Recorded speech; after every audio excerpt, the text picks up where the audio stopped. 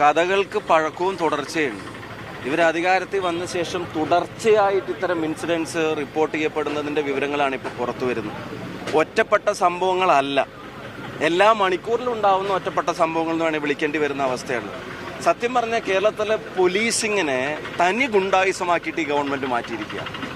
ഒരാൾക്കും നിഷേധിക്കാൻ കഴിയില്ല. ഇപ്പോൾ ഇടതുപക്ഷ അനുഭാവികളായ ആളുകൾക്ക് പോലും ഈ പോലീസിങ്ങിനോട് യോജിക്കാൻ കഴിയില്ല എന്നുള്ളത് അവർ പരസ്യമായി നവമാധ്യമങ്ങൾ കൂടെ പ്രതികരിക്കുന്നത് നമ്മൾ കണ്ടതാണ്. അത്ര ക്രൂരമായ മർദ്ദനങ്ങൾക്കാണ് നേതൃത്വം നൽകുന്നത്. നിയമം സമാധാനത്തോടെ നടപ്പിലാക്കാൻ ശ്രമിക്കുന്നവർക്കല്ല പോലീസിൽ പ്രാധാന്യം. ഇത്തരം ക്രിമിനലുകൾക്ക്, ഗുണ്ടകൾക്ക് വകുപ്പും അതിൻ്റെ തലപ്പത്തിരിക്കുന്ന മന്ത്രിയും കേരളത്തിൻ്റെ സർക്കാരും എല്ലാ ഒത്താശയും ചെയ്തു കൊടുക്കുക. ഗുണ്ടകളുടെ പ്രൊമോഷൻ ലിസ്റ്റിൽ ഒപ്പിടുന്നതാണ് മുഖ്യമന്ത്രിയുടെ ആഭ്യന്തര വകുപ്പിൽ എടുക്കുന്ന ഏറ്റവും പ്രധാനപ്പെട്ട ചുമതല. ഇപ്പം ഇവിടെ സൂചിപ്പിച്ച ദുൽഖിഫിലിൻ്റെ കാര്യം തന്നെ, ഗുണ്ടകൾക്ക് അടിക്കാൻ പോലീസ് പിടിച്ചു കൊടുക്കുക, പോലീസ് സാഹചര്യം ഒരുക്കി കൊടുക്കുക, എന്നിട്ടും അതിൽ നടപടി ഉണ്ടാവുന്നില്ല. അന്നിപ്പോൾ കെ രമ MLA അവിടെ അന്ന് കുത്തിയിരിക്കുന്ന ഉൾപ്പെടെ നമ്മൾ കണ്ടു. അപ്പം അതൊക്കെ ഉണ്ടായിട്ടും ഇതൊക്കെ ചെയ്യാതിരിക്കുന്നത് ഗുണ്ടായിസത്തിനുള്ള പിണറായി വിജയൻ്റെ സപ്പോർട്ടാണ്. പോലീസ് ഗുണ്ടായിസം പിണറായി വിജയൻ്റെ സപ്പോർട്ടിലാണ് വളരുന്നത്.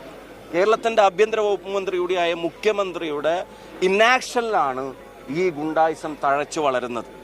അതാണ് ജനമൈത്രി പോലീസിനെ ഗുണ്ടാമൈത്രി പോലീസാക്കി മാറ്റി, അതല്ലെങ്കിൽ കൊലമൈത്രി പോലീസാക്കി മാറ്റി എന്ന് കേരളത്തിലെ ജനങ്ങൾക്ക് പറയേണ്ടി വരുന്നത്.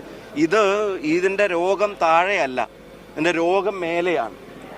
മേലെയുള്ളവരുടെ ആറ്റിറ്റ്യൂഡാണ് താഴേക്ക് പടരുന്നത്. ഈ രോഗം താഴെ നിന്ന് മേലേക്ക് വന്നതല്ല, ഇത് മേലേന്ന് താഴേക്ക് പടരുന്ന രോഗമാണ്. ഇതിൻ്റെ വകുപ്പിൻ്റെ തലപ്പത്തിരിക്കുന്ന ആളുകളുടെ ആറ്റിറ്റ്യൂഡിൽ നിന്നാണ് ഇത് താഴോട്ട് പടരുന്നത്. അതുകൊണ്ട് അതിനെ നിലക്ക് നിർത്താൻ അവർ തയ്യാറായിട്ടില്ലെങ്കിൽ അവരെ നിലക്ക് നിർത്താൻ ജനങ്ങൾ തയ്യാറാകുമെന്നുള്ളതാണ് ഈ പ്രതിഷേധങ്ങൾ ഓർമ്മിപ്പിക്കുന്നത്.